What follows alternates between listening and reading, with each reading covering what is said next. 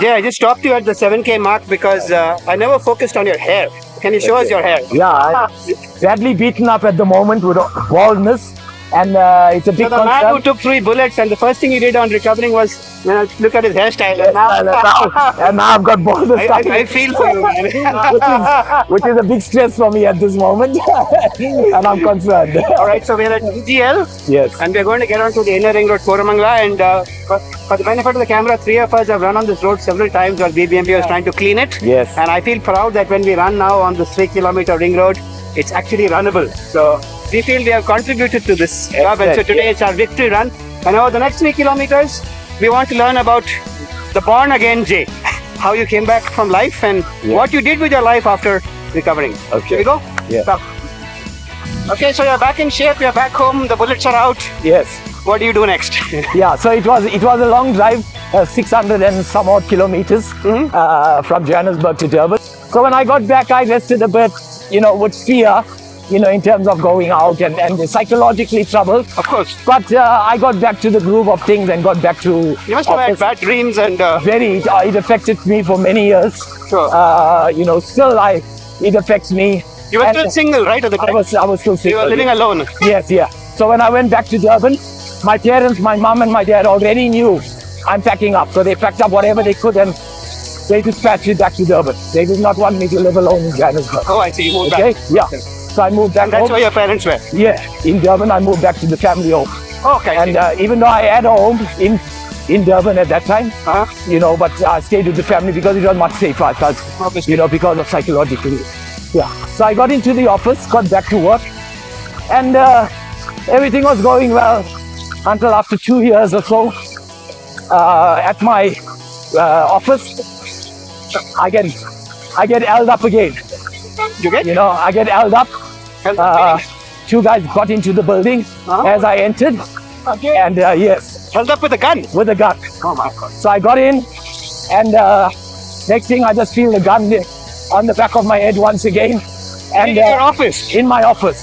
So I screamed. They came inside your office? They came into my office. As I entered and I opened, they grabbed me. They were waiting for you? Yeah. So my staff, it was just random, break-ins. And my staff fortunately heard, and I started to speak really loud. Leave me, please. And my staff... So you had a gun to your head and you started speaking? Yes. Oh my God. They held the gun to my head, and again... Were you armed?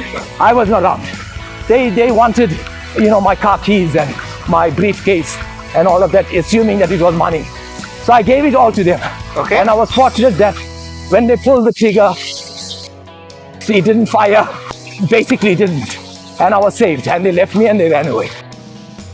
They tried to shoot you and it didn't fire? He didn't fire. So... After you gave them everything? I gave them everything. That's generally what happens, in terms of...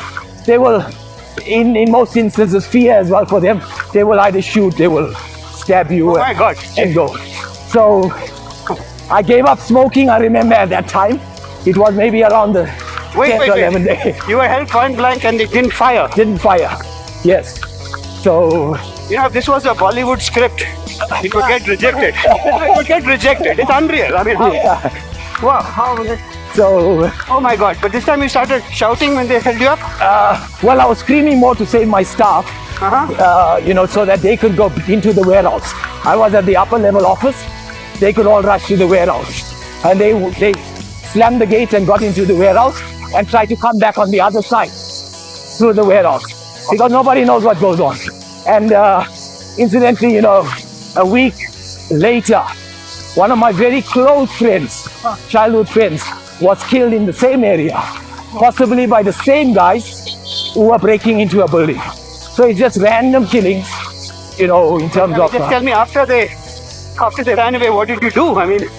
I lit up a cigarette first, as I said. I was trying to quit. But you must have run away somewhere? I ran away. I got home. I immediately got home. They threw my keys away. Okay. They threw my keys away. So we found the keys. It was outside. So they just took your bag and left? Yeah. And I went back home. If they had shot you, they would have taken your car and everything, yeah. Oh. So I went back home, and that took me a lot longer to recover. You drove home after that? I drove home, alone. I drove home. There was nobody else around? No, not. I drove home and How come? How is that there was nobody in your office? Well, everyone was in the office. They will you know, inside the office. So they didn't know? No, they knew. They came up eventually, Okay. consoled me, and you know, Okay. but I needed to go home. I was in a really bad state at that time. Oh my So God. I got home and didn't say too much to my mom and my. How long was that drive? No, it's about 5 kilometers home to home. Drove home alone? Alone, yes. Oh my God. 6 kilometers away. So, yeah. And what happened when you went home?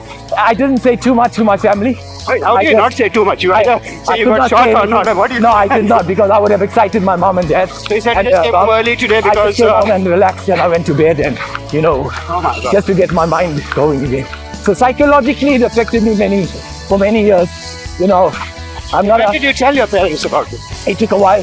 I had to explain. I told my family, obviously, my Melanie and my brother and sister. But my mom tried to keep it. You were not married yet? No. Okay. I tried to keep it away from my mom. Okay. Yeah. So yeah, growing up in South Africa was traumatizing at times. You stop for a moment Yeah. because... wow. That's nice. Jay, sorry, I'm getting philosophical. No, it's not. The screen is also in bloom. Oh yeah. Just like, Jay bloomed again. But, it's the new bloom of the Chabibuya. Good. It's always a sign of good things to come. And it's from South America, not Yeah. South Africa, but Wow. close enough, right? And it's like the jacaranda of South Africa. It's very Yes. similar, right? Awesome. Beautiful. So, don't tell me you were shot again after. No, Was that the last one? That was the last. That was 2002. 2000. So after 2 years, So within 2 years, what 2 years, must I have think. gone on in your mind? how you Psychologically, recover, it was my. tough. It was really tough to recover. How do you, you were alone, so Yeah. who did you? I managed it. I battled. I went to a all alone? psychologist alone. I struggled. Fireworks, Smoking increased. smoking increased. And and lots of other things. What are the other things you used for support? Jack Daniels, which helped a lot, and just it was traumatic.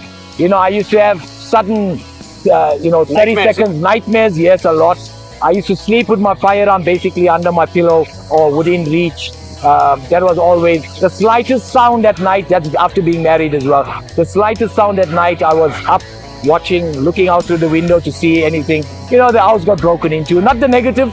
I'm not basically bringing out the negative, but that's the reality of everything. So you didn't have a break-in after that? We've had about 2 break-ins after that, and a lot. There was no shooting involved? No shooting, and one of the reasons why I would say I came I left within a short period of time. We made the decision because I did not want that to happen to my son, my daughter, and my wife, where they will be affected. Home invasions became a big thing in South Africa, where they would just come into your home and hold you up. And I've had family and friends. My partner in business was that he experienced. It's so sad. And so sad, yeah, right? so I did not want my family to experience that, and I said, guys, hate me now, but let's just go.